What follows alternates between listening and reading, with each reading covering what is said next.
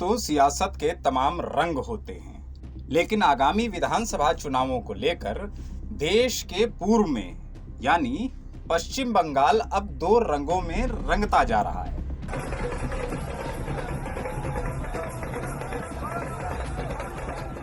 निर्वाचन आयोग द्वारा 4 राज्यों और एक केंद्र शासित प्रदेश में चुनावों की तारीखों की घोषणा होते ही विभिन्न राजनीतिक दलों ने भी कमर कस ली है।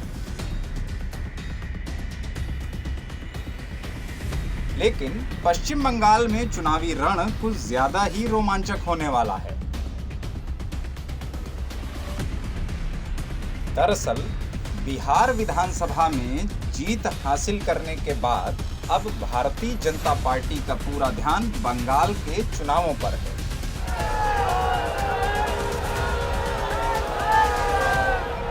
पर इस बार चुनावों के मद्देनजर अगर कोई राज्य सबसे ज्यादा चर्चित है तो वह है पश्चिम बंगाल। पश्चिम बंगाल में 8 चरणों में चुनाव पूरे किए जाएंगे। पहले चरण में 30 सीटों पर 27 मार्च को वोटिंग होगी, जबकि दूसरे चरण में 30 सीटों पर 1 अप्रैल को मतदान होंगे।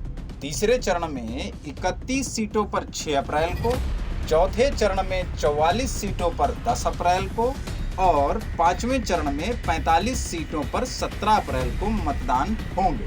छठे चरण में 43 सीटों पर 22 अप्रैल को वोटिंग होगी। 7वें चरण में 36 सीटों के लिए 26 अप्रैल को मतदान होंगे और आखिरी यानी 8वें चरण में 35 सीटों पर 29 अप्रैल को मतदान होंगे। वोटों की गिनती 2 मई को।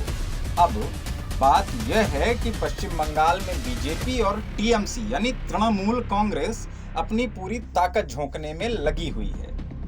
प्रधानमंत्री नरेंद्र मोदी, गृह मंत्री अमित शाह, भाजपा के राष्ट्रीय अध्यक्ष जेपी नड्डा जैसे तमाम दिग्गज नेता बंगाल में चुनावी रैलियां कर रहे हैं। वहीं सत्तारूढ़ तृणमूल कांग्रेस की ओर से सीएम ममता बनर्जी अकेले ही मोर्चा संभाले हुए। इन सबके बीच तृणमूल कांग्रेस के नेताओं द्वारा पाला बदलने की खबरें भी लगातार आ रही हैं। अब सवाल यह उठता है कि क्या पश्चिम बंगाल में बीजेपी पिछले 10 वर्ष से सत्ता पर काबिज ममता बनर्जी की तृणमूल कांग्रेस को चोट दे रही है? खास बात यह भी है कि साल 2016 के विधानसभा चुनाव में जहां तृणमूल कांग्रेस ने जीत हासिल की थी और भाजपा को मात्र 10.16% वोट के साथ सिर्फ 3 सीटें ही मिली थी, लेकिन 2019 के लोकसभा चुनाव में न सिर्फ वोट परसेंटेज यानी प्रतिशत बढ़ा, बल्कि भाजपा की सीटें भी बढ़ गईं और 2019 में पश्चिम बंगाल की 40.2% जनता ने भारतीय जनता पार्टी को वोट दिया, जिसके चलते आज भाजपा पश्चिम बंगाल में एक बड़ी पार्टी बनकर उभर रही है। देश में जब से CAA बिल पास हुआ है तब से कई जगह इसका विरोध भी देखने को मिला, जिसमें पश्चिम बंगाल भी प्रमुख राज्य है। लोग इसे NRC से भी जोड़ रहे हैं, जिसके चलते इससे एक वर्ग भाजपा से नाराज है तो दूसरा वर्ग इस बिल के समर्थन में है। ऐसे में देखना यह होगा कि चुनावी जंग में इससे किसको फायदा होता है। पश्चिम बंगाल में धार्मिक राजनीति भी देखने को मिल रही है। पिछले कुछ दिनों से बंगाल राम और दुर्गा में भी बढ़ता जा रहा है।